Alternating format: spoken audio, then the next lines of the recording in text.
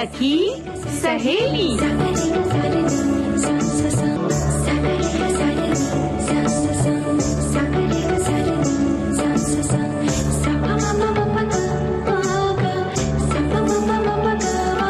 सखी सहेली।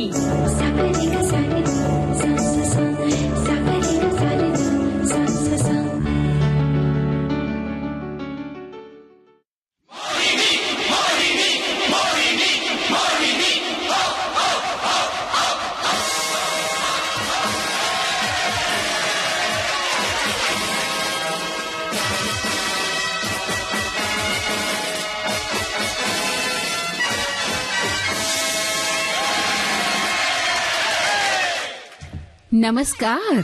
नमस्कार। कहिए, क्या सुनेंगे आप? ये कहाँ थी आप? मैं तो कर रही थी आपका इंतजार। ओहो। और क्या? प्यार। और जिससे करती हूँ मिन्नतें बार बार। कैसे? ऐसे।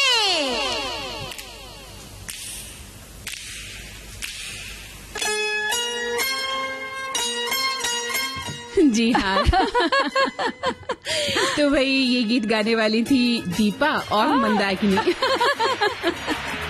तो सभी सुनने वालों को, सखी सहेली के सभी श्रोताओं को, सखियों को, सखाओं को आज मंदाकिनी जोशी और दीपा माहेश्वरी का नमस्कार।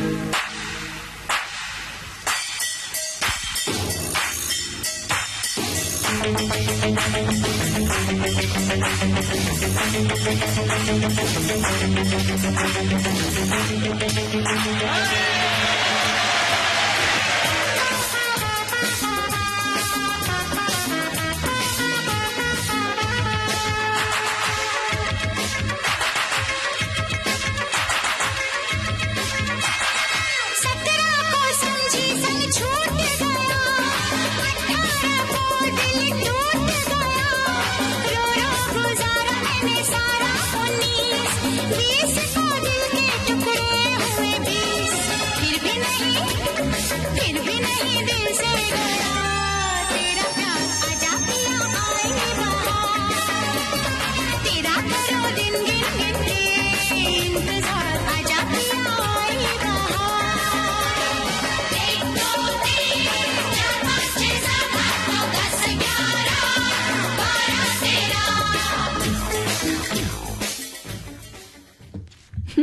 हाँ, तो मंदाकिनी दीपा, जी, हाँ। जी, ये नाच के जो उत्सव के माहौल में हाँ। कहीं हम ये ना बताना भूल जाएं कि आगे कार्यक्रम में और क्या क्या होने वाला है।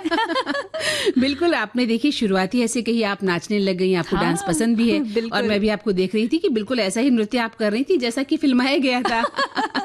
हाँ, बिल्कुल वैसा तो नहीं था। हाँ। वो तो अभिनेत्री अदाकारा ही कुछ अलग है, बहुत गुणी है। लेकिन हम सब हमारे जो सखी सहेली का परिवार है वो खुशियां अभिव्यक्त करती हैं, कभी बिल्कुल, नाच बिल्कुल। के, कभी गा के, कभी अलग अलग तो तरीके से। नृत्य इसी का नाम है दीपा, जी। जहाँ हम अपनी खुशियों को किस तरह से अभिव्यक्त कर सकते हैं। हाँ। नाच कर, गा कर, दौड़ कर, और एक शरीर जो है वो लयबद्ध गति से अपनी अभिव्यक्ति देता है, किसी बिल्कुल। गीत को सुनकर, किसी संगीत को सुनकर, और उस लयबद्ध जो हमारा शरीर है उसके माध्यम से हम अपनी भावनाओं को, अपने विचारों को, अपनी कहानियों को दुनिया के सामने रखते हैं। जी। बस यही नृत्य है। ये नृत्य है। हाँ। और अगर इसको बिल्कुल परिभाषित तरीके से बोले ना, तो बोलते हैं कि जब लयबद्ध तरीके से हम अपने अंग प्रत्यंग भाव भंगिमाओं का प्रस्तुत करते हैं और उसमें हम कभी कोई कहानी सुनाते हैं या कभी कोई पौराणिक कविता भी कथाओं होती है। को, हाँ, बिल्कुल। को हम व्यक्त करते हैं या कभी कविताओं का जिक्र हाथों और पैरों के माध्यम से होता है, तो उसे नृत्य कहते हैं। बिल्कुल, जहाँ आंखें भी बोलती हैं, आपकी उंगलियां भी नाचती उंगलियां भी हैं, है ना? नाचती हैं, यहाँ तक कि भौएं भी चलती है। तो ये नृत्य दिवस जो, क्योंकि आज अंतर्राष्ट्रीय नृत्य दिवस हम मना रहे हैं, इस पर हम चर्चा करेंगे। और इसके अलावा आज विरासत स्थल पे रहेगा, क्या रहेगा बताइए? भीमबेटका। हम चलेंगे मध्य प्रदेश के भीमबेटका के प्रस्तर खंड पर पे कि चलेंगे। उसमें क्या ऐसी खासियत है जो इसे विरासत के तौर पर रखा गया है। हाँ। और महिलाएं खुद का भी ध्यान रखें। हर बार हम कहते हैं क्योंकि महिलाएं अपना ही ध्यान नहीं रखती हैं, परिवार का ध्यान रखती पूरे हैं। घर के ध्यान हो जाता है, लेकिन बस हम फिर अपने लिए जब बात आती है ना तो आलस कर जाते हैं। हाँ, इग्नोर करते हैं, खुद को उपेक्षित कर देते हैं। तो इस पर वो रखें ध्यान। और एक बातचीत हम करेंगे, नाच न जाने आंगन टेढ़ा, हल्की फुल्की बातचीत होगी। और ये हमारे श्रोताओं का सेगमेंट है जहां वो लिखेंगे कि इस कहावत को चरितार्थ करता कोई विषय आपकी जिंदगी से जुड़ा हो, तो हमें बताइए। बिल्कुल बताइए। क्या कहीं ऐसा कुछ किस्सा आपके सामने आया या सुना जहां आपको लगा ओफो, नाच न जाने और आंगन टेढ़ा। तो हमारे श्रोताओं के विचार हम उनका इंतजार करते हैं। और अब एक गीत फिर से सुने क्या? चलिए।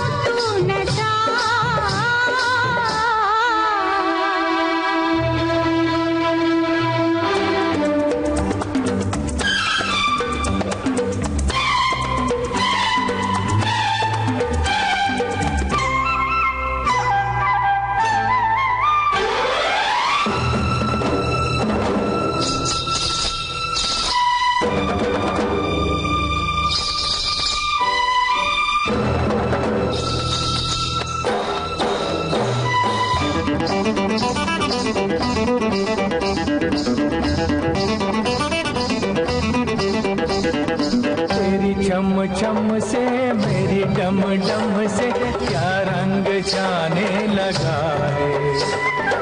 आँखों के रस्ते तू हंसते हंसते दिल में समाने लगा है। हाय हाय हाय तेरी चम चम से मेरी डम डम से क्या रंग जाने लगा है। आँखों के रस्ते तू हंसते हंसते दिल में समाने लगा है। उन्हें भी दिखाओ, उन्हें भी दिखाओ, उन्हें भी बुलाओ, कहाँ है ये दुनिया वाले। डफली वाले डफली बजा, मेरे घुंघरू बुलाते हैं।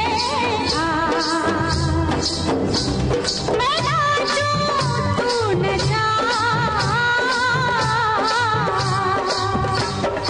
डफली वाले डफली वाले।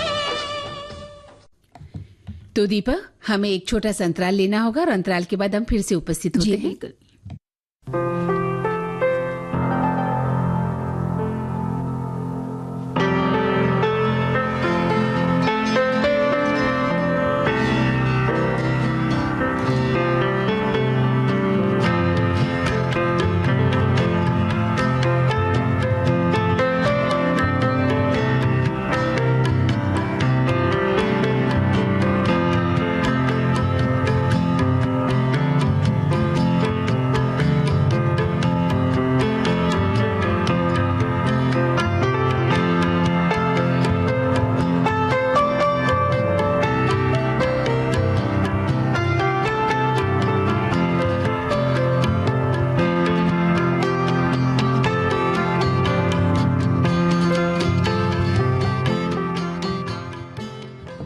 इस अंतराल के बाद सभी सुनने वालों का फिर से स्वागत है। बिल्कुल।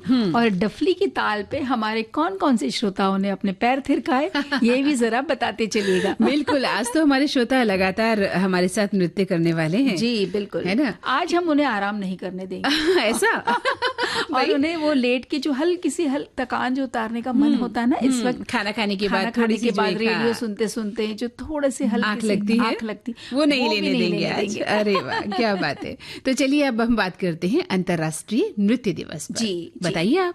को एक मूल्यवान रूप में बढ़ावा देता है जिसे सभी अपना सके। और इस दिन का जो उद्देश्य होता है, खासतौर आज के दिन का, वो है कि किसी भी नृत्य के निहित मूल्य के बारे में आपको जागरूक करना और नृत्य समुदाय को अपने काम को व्यापक दर्शकों के सामने प्रदर्शित करना और इस विधा को सशक्त बनाना। बिल्कुल। और अंतर्राष्ट्रीय नृत्य दिवस का विचार अंतर्राष्ट्रीय रंगमंच संस्था, जिसे ITI भी कहते हैं, इस नृत्य समिति ने तैयार किया था, जो प्रदर्शन कला के क्षेत्र में यूनेस्को का एक आवश्यक भागीदार है। हाँ बिल्कुल, हर साल समिति वैश्विक नृत्य समुदाय को एक विशेष संदेश देने के लिए प्रसिद्ध कोरियोग्राफर या नर्तक का चयन करती है, जिसमें नृत्य के महत्व और दुनिया भर के लोगों को जोड़ने की इसकी क्षमता पर भी बताया जाता है, प्रकाश भी डाला जाता है। और इस दिन लोगों को अपने आनंद के लिए नृत्य अपनाने और दूसरों के साथ नाचने की खुशी साझा करने के लिए प्रोत्साहित किया जाता है। और इसीलिए आज हम अपने श्रोताओं के साथ इंटरनेशनल डांस डे मना रहे हैं। एक ये संदेश आया है, ये कहती हैं कि देखिए, दोनों जो हमारी सखियां हैं, बहनें, नाचते गाते कार्यक्रम लेकर आई हैं और फिर सरगम का ये नृत्य वाला गीत अदाकारा जया प्रदा पर फिल्माया गया, ये उन्हें बेहद पसंद आया। और एक ने लिखा है कि इस गीत पर हमने बहुत बार डांस किया है, घुंघरू बांध के अपनी सहेली के साथ।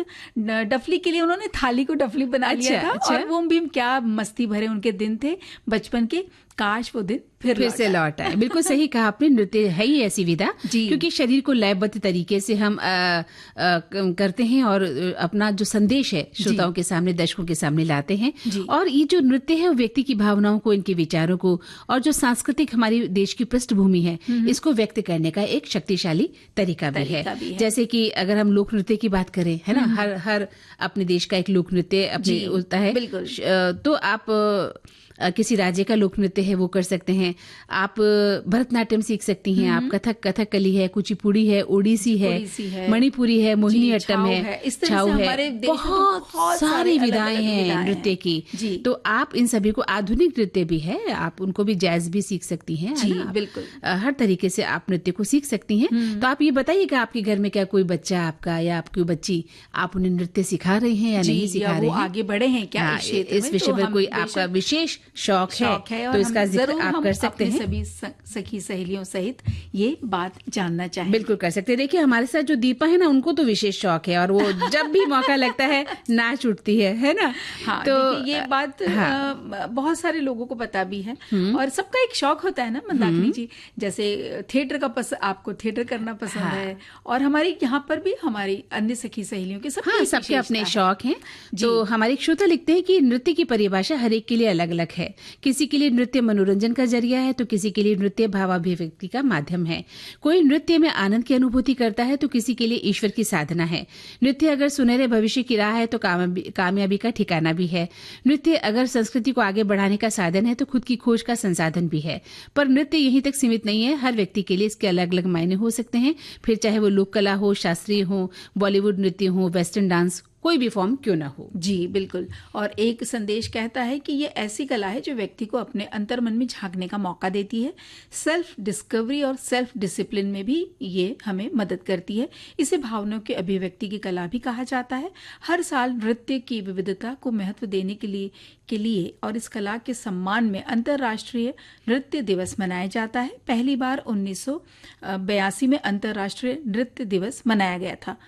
नाच यानी डांस न सिर्फ मन को सुकून और शांति देता है बल्कि सेहत को भी अच्छा रखने का काम करता है। बिल्कुल सही कहा इन्होंने, बहुत अच्छी एक्सरसाइज है नृत्य करना, है ना? जी। और एक श्रोता लिखते हैं कि जिन्हें आधुनिक बैले हर साल 29 अप्रैल को होता है ये दिवस, और जो जीन जॉर्जेस नोवरे के जन्म की सालगिरह है। जिन्हें आधुनिक बैले यानी शास्त्रीय रोमांटिक बैले जैसा कि आज हम जानते हैं, न कि आधुनिक बैले, क्योंकि इसे कभी कभी समकालीन बैले के साथ भ्रमित किया जाता रहा है, का पिता या निर्माता माना जाता है। यह दिन जो आज का दिन है, दुनिया भर में इस तिथि पर आयोजित कार्यक्रमों और त्योहारों के माध्यम से नृत्य में भागीदारी और शिक्षा को प्रोत्साहित करने के माध्यम को दर्शाता है। बिल्कुल।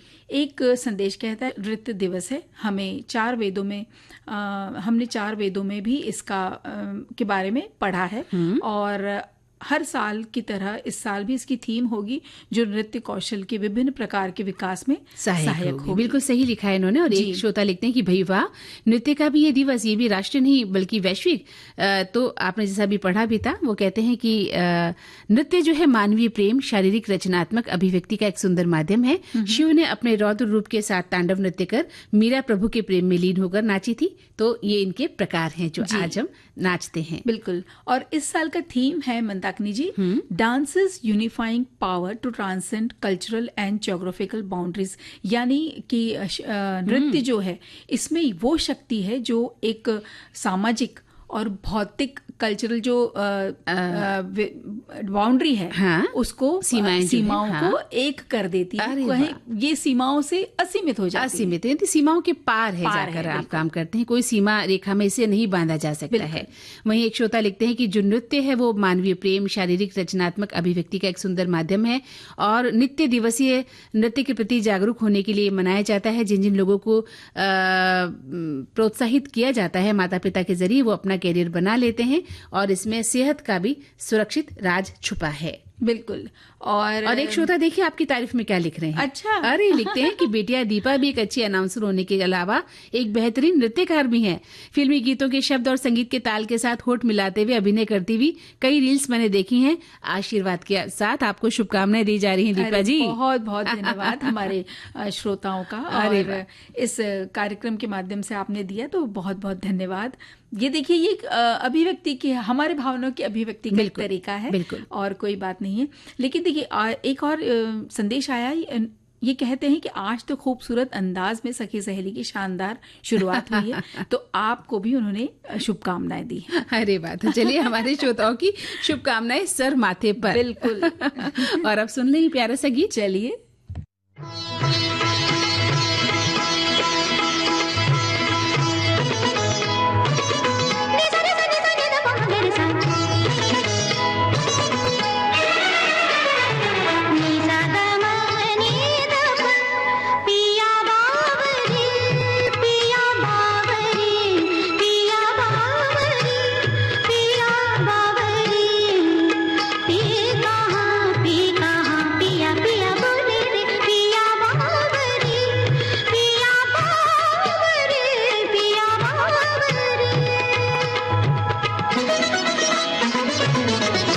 धिकता ता धिकता ता धिकता ता धिकता हिरता नंदन बन छुम छनन तछुम तछुम तत्तिका तितिका लिए रंग सब सखा संग मन में उमंग गतित भंग था खेलत भुज मेलत लपट झपट राधा ललिता चंदा बलि दियो बोर रंग घोर सर बोर बनवारी मैं हारी जा जारी मैं हारी जा जारी मैं हारी जा जारी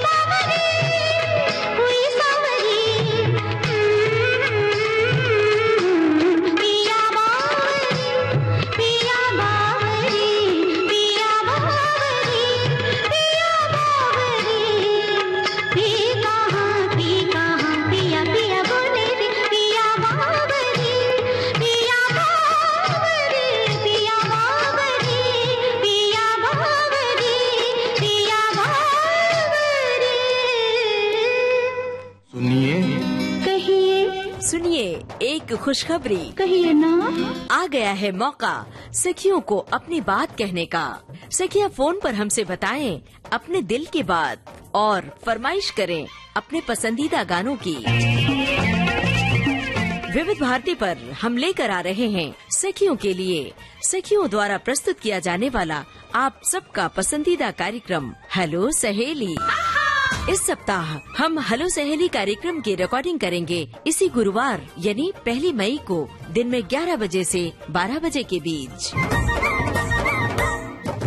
अगले हफ्ते से इस कार्यक्रम की रिकॉर्डिंग होगी प्रत्येक मंगलवार को दिन में 11 बजे से 12 बजे के बीच, यानी 6 मई से आपको फोन करना है प्रत्येक मंगलवार को दिन में 11 बजे से। लेकिन इसकी पहली रिकॉर्डिंग हम करेंगे इसी हफ्ते गुरुवार यानी 1 मई को। हेलो सहेली कार्यक्रम का प्रसारण होगा प्रत्येक शुक्रवार को दिन में 3 बजे से सिर्फ विविध भारती पर। शुक्रिया शुक्रिया। रिकॉर्डिंग के लिए नोट कर लीजिए हमारा टेलीफोन नंबर है 022-400-24662। टेलीफोन नंबर एक बार फिर से बता दे 022-400-24662। तो उठाइए अपना टेलीफोन और कहिए हेलो सहेली और बताइए अपने दिल की बात, सुनिए अपनी पसंद के गाने। तो याद है ना, हेलो सहेली की पहली रिकॉर्डिंग गुरुवार यानी 1 मई को, प्रसारण शुक्रवार दिन में 3 बजे से सिर्फ विविध भारती पर। हाँ तो दीपा, सुना कुछ तुमने?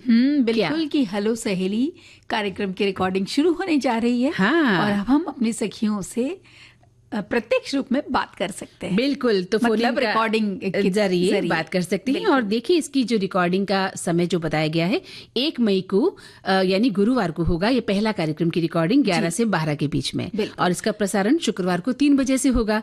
और तो उसके बाद भूले ना, हाँ, गुरुवार सखियां, के बिल्कुल सखियों के लिए ये कार्यक्रम विशेष उन्हीं की फरमाइश पर कि हेलो सहेली कार्यक्रम में सखियां हमसे बात कर सकेंगी, अपने दिल की बात, अपनी दिनचर्या, वो क्या चाहती हैं, कैसे जीवन को जी रही हैं, क्या क्या बातें सोचती हैं, उनका भविष्य में क्या सोच है, इन सभी विषयों पर हम सखियों से बातचीत करेंगे 1 मई को 11 से 12 के बीच में। बिल्कुल, ठीक है। और उनके पसंदीदा गीत तो होंगे ही, तो अपनी पसंद के गीत वो छांट कर रखें और बना ले एक लिस्ट कि कौन कौन से गीत उन्हें सुनने हैं, है ना। और इसके अलावा 6 मई के बाद से प्रत्येक मंगलवार को ये कार्यक्रम जो है रिकॉर्ड किया जाएगा 11 से 12 के बीच में। जी, ठीक है।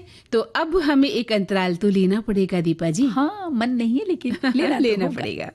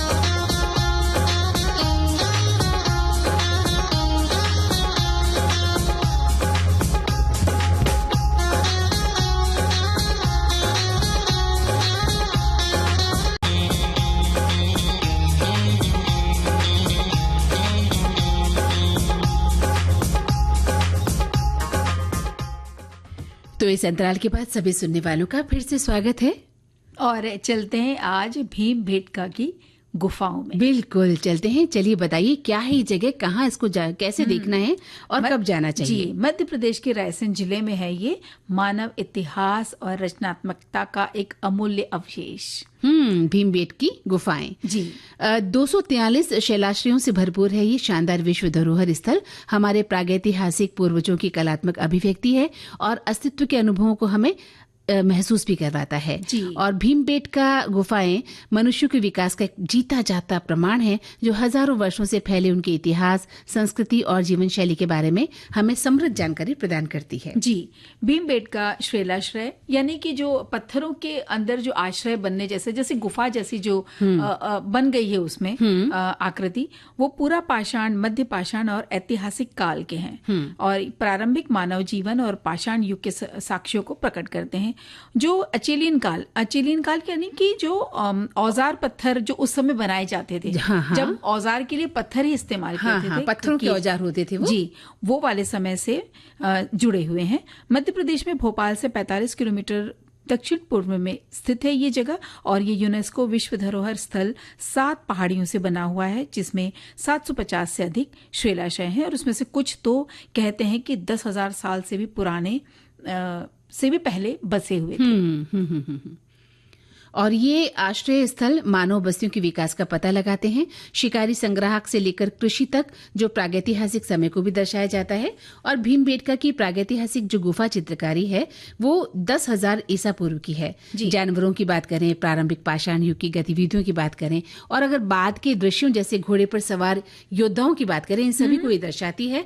और जो विशेषण की कहते हैं कि कांस्य युग का वो समय था और इसमें हमारे देश की सबसे पुरानी रॉक कला है और ये सबसे बड़े प्रागैतिहासिक परिसरों में से भी एक मानी जाती है। जी, अब ये पता कैसे लगा? तो 1957 में डॉक्टर विष्णु वाकणकर ने भीमबेटका गुफाओं की एक आकस्मिक खोज उनसे हो गई थी। जब वो पत्थरों में अपने काम कर रहे थे, रिसर्च वगैरह कर रहे थे, तब उन्हें ये खोज मिली थी और प्रारंभिक मानव सभ्यता की सांस्कृतिक कथा को समझने में एक महत्वपूर्ण मील का पत्थर फिर ये खोज साबित हुआ। महाकाव्य महाभारत में भीम के नाम पर रखा गया भीमबेटका का अगर हम मोटे तौर पे उसका मतलब समझे हाँ। तो भीम के बैठने का स्थान। अच्छा जी। और भीम बेटका की चट्टानें प्रारंभिक पाषाण युग से लेकर के ऐतिहासिक समय तक मानव निवास का ये अटूट, एक बहुत ही क्या कहना चाहिए, अटूट रिकॉर्ड है, हमें एक तरह दिखाती से, है। हाँ, उस समय का बताती है पूरा। जी। और भीमबेटका गुफाओं के जो आकर्षक तत्व हैं उनमें शैल चित्र सबसे ज्यादा ध्यान आकर्षित करते हैं। और ये चित्र लगभग 30,000 साल पुराने हैं। क्या बात। बीते युगों का एक मनोरम दृश्य भी ये प्रस्तुत करते हैं, देखते ही बनता है वो दृश्य। जी।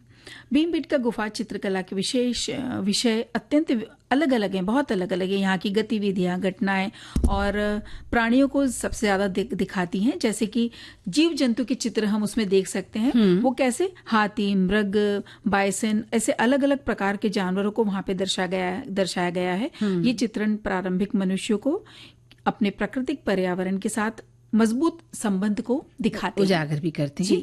और शिकार के दृश्य हैं उसमें, जैसे कि सामूहिक शिकार के दृश्यों की बात करें जिनमें पुरुष घोड़ों और हाथियों पर सवार हैं, भाले और तलवारें चला रहे हैं। प्रारंभिक मनुष्यों के बीच की बात करें तो उनका जो शुरुआती दौर था वहाँ उस समय को भी ये दर्शाते हैं। बिल्कुल। और सामाजिक जीवन भी इन चित्रों में हम देख सकते हैं।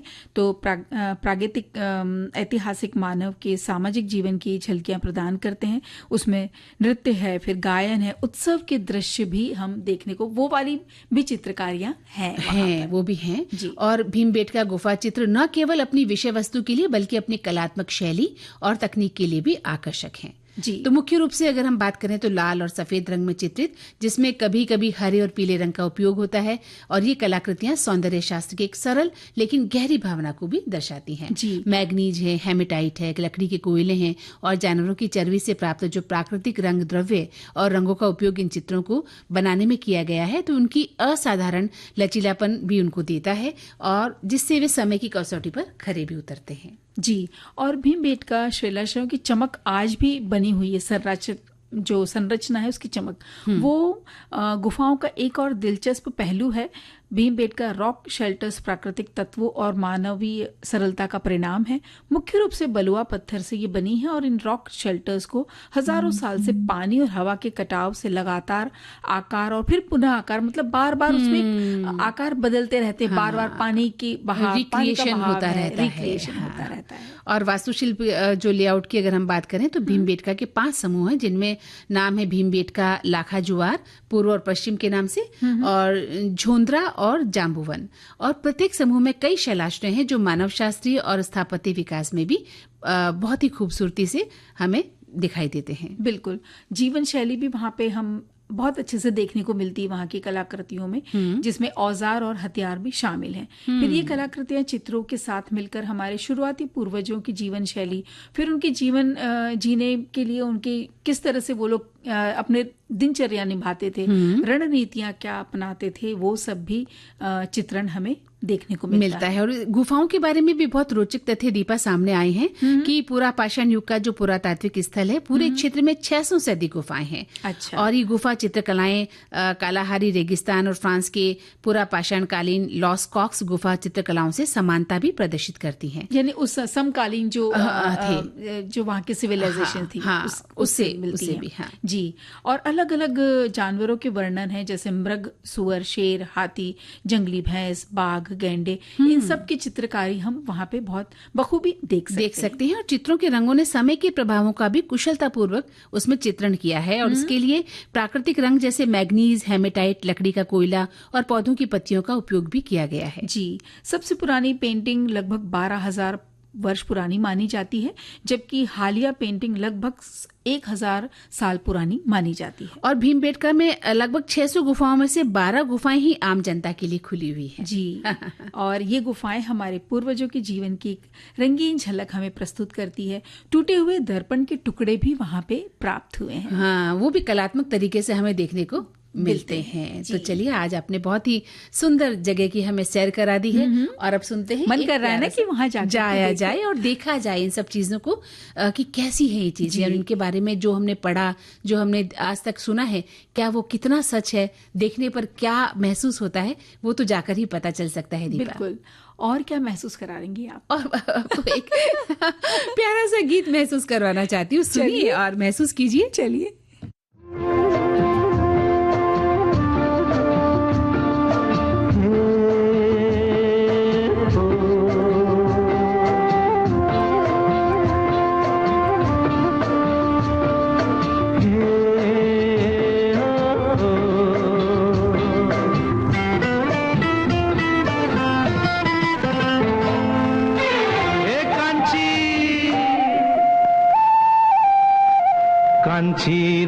कांची रे प्रीत मेरी सांची, रुक जा न जा दिल तोड़ के। हो कांची रे प्रीत मेरी सांची, रुक जा न जा दिल तोड़ के। हो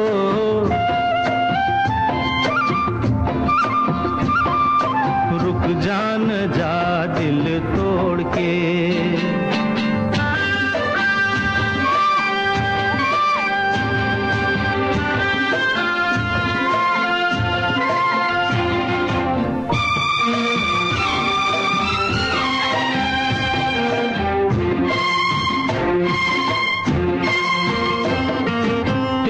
हाथों में है मेरी डोरी जैसे, कच्चे धागे से मैं बंधा आया ऐसे। ओ तेरे हाथों में है मेरी डोरी जैसे, कच्चे धागे से मैं बंधा आया ऐसे। मुश्किल है जीना दे दे ओ हसीना, मुश्किल है जीना दे दे ओ हसीना, वापस मेरा दिल मोड़ के।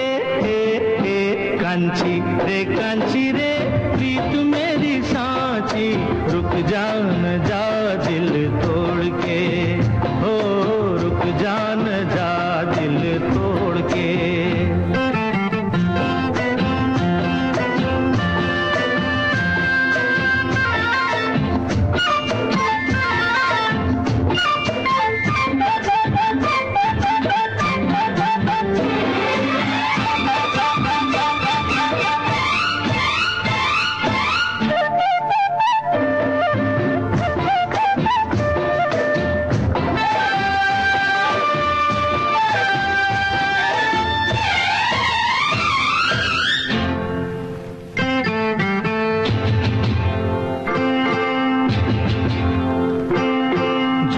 है ये गुस्सा तेरा सच्चा नहीं, सच्चे प्रेमी को तड़पाना अच्छा नहीं।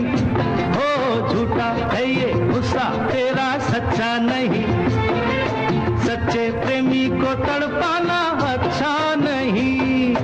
वापस न आऊंगा मैं जो चला जाऊंगा, वापस न आऊंगा मैं जो चला जाऊंगा, ये तेरी गलियां छोड़ के। कांचा रे प्यार मेरा साचा, रुक जा न जा दिल तोड़ के। ओ कांचा रे प्यार मेरा साचा, रुक जा न जा दिल तोड़ के। हो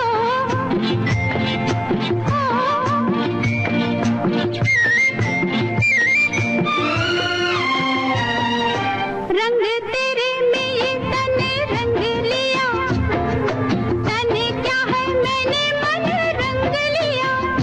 ओ रंग तेरे में ये तने रंग लिया, तने क्या है मैंने मन रंग लिया।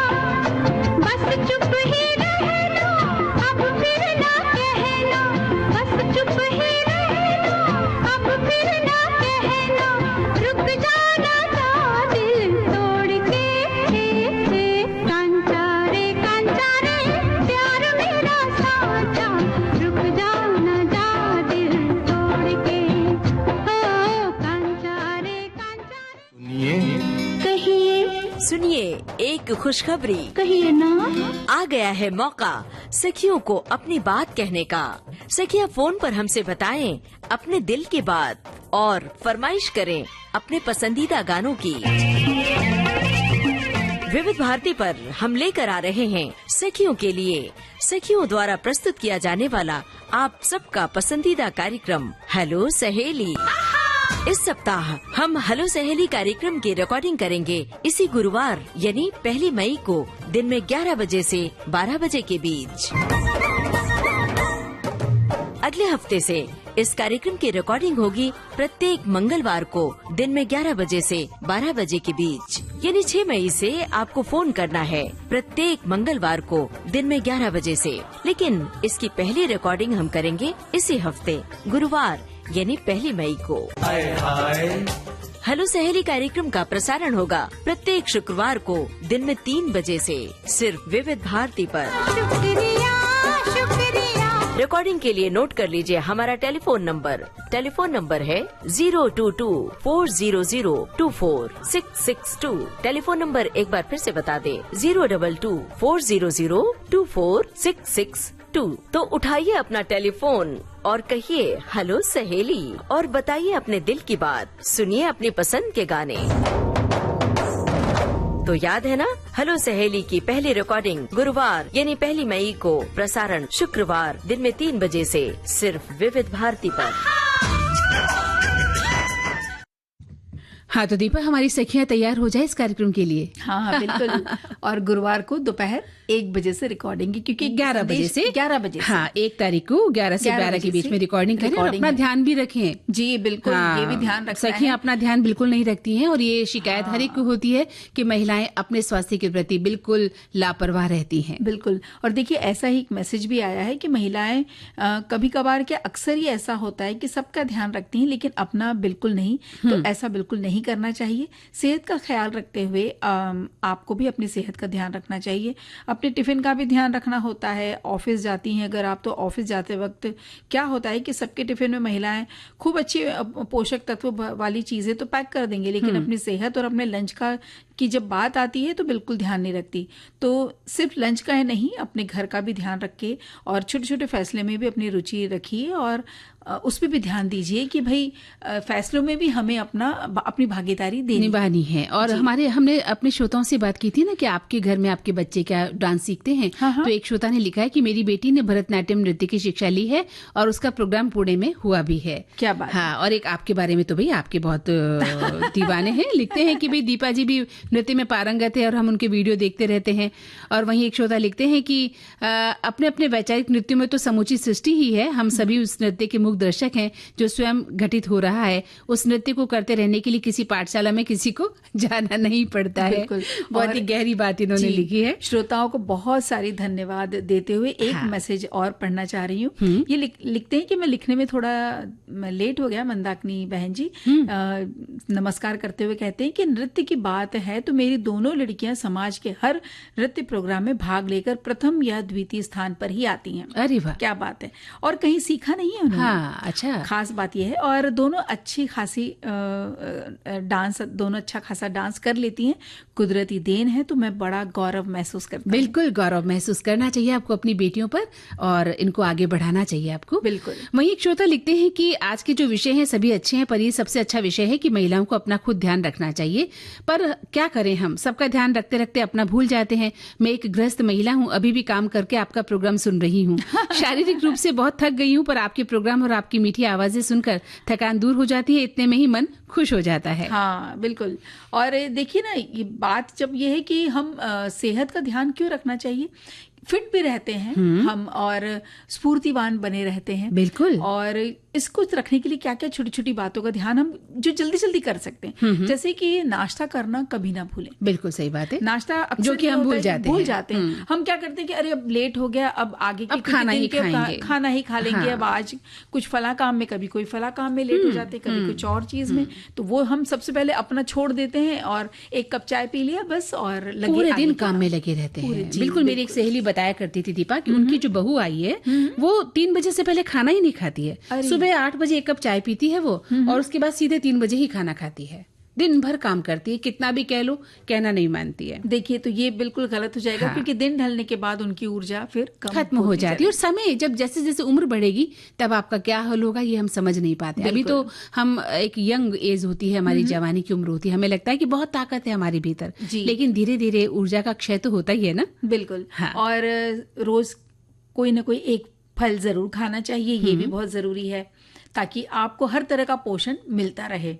पानी खूब पीना चाहिए। पानी पीने के मामले में महिलाएं थोड़ा सा लापरवाह हो जाती है। सभी पर नहीं कहते हम, लेकिन ऐसा होता है कि हम पानी कम पीते हैं क्योंकि दिमाग में काम रहता है ना। तो अक्सर उसमें हम ऐसे कर जाते हैं, आलस कर जाते हैं। तो पानी की कमी शरीर में नहीं होनी चाहिए। शरीर को हाइड्रेट रखिए और ये आपकी गंदगी को, शरीर की जो अंदर गंदगी है उससे भी साफ करता है और आपका बीपी भी इससे कंट्रोल में रहता है। जी बिल्कुल।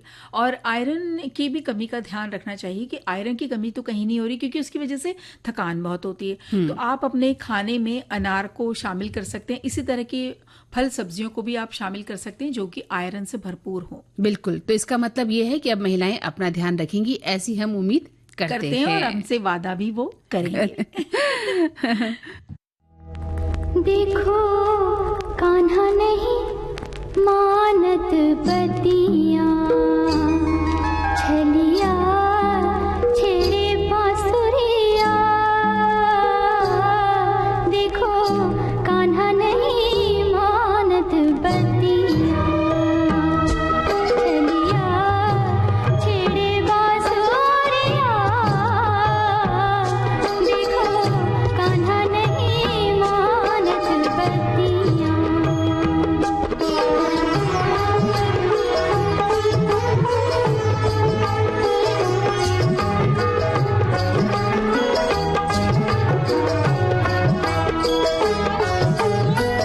बंसी बजा के करे बर जोरी, बंसी बजा के करे बर जोरी। बिनती करो पर माने नहीं मोरी।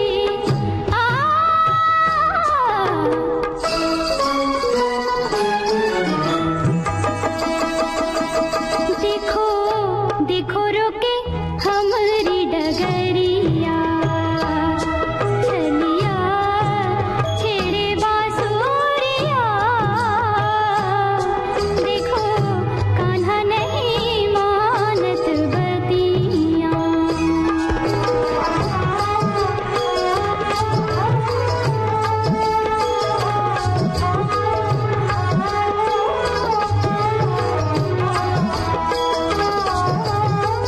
जमुना पे आई भरन गगरिया, गगरिया,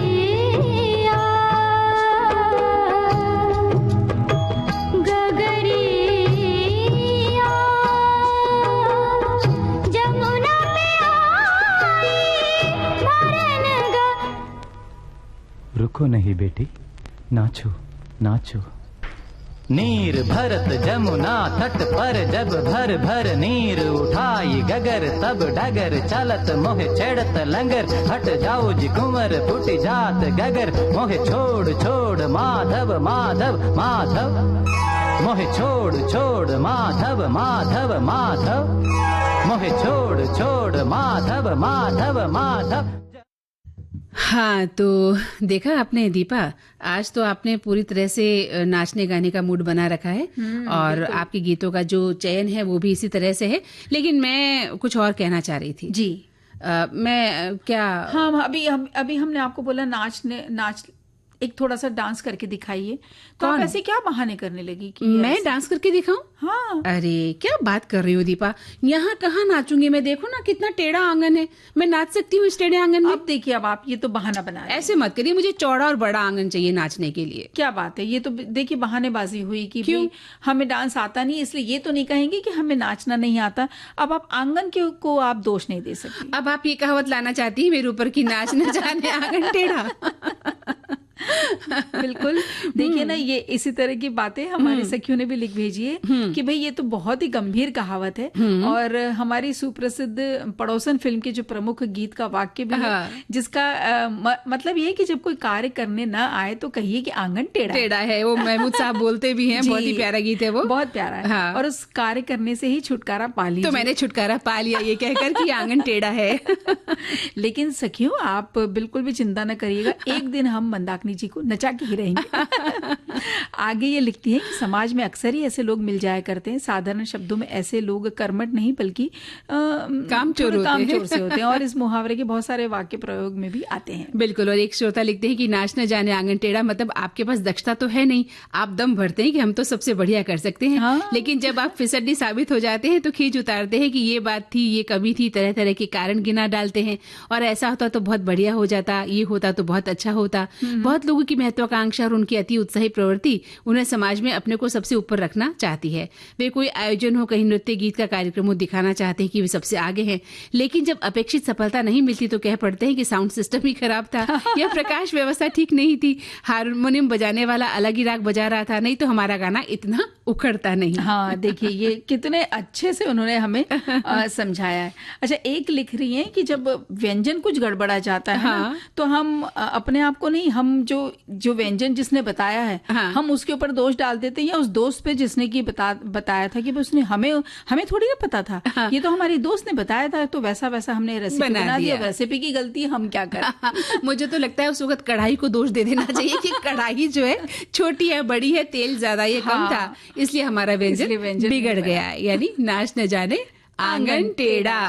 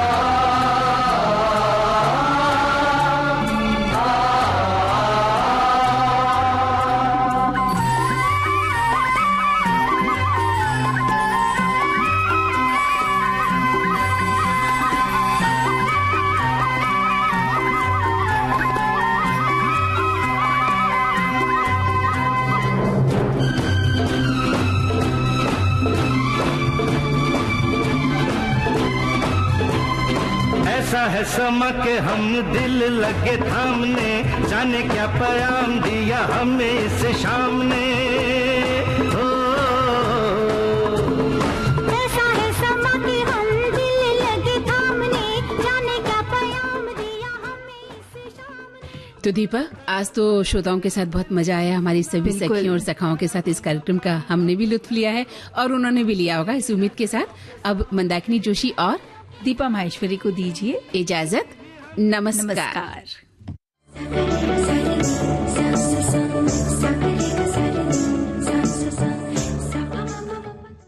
सखी सहेली की प्रस्तुतकर्ता अनुश्री पाठक। सखी सहेली।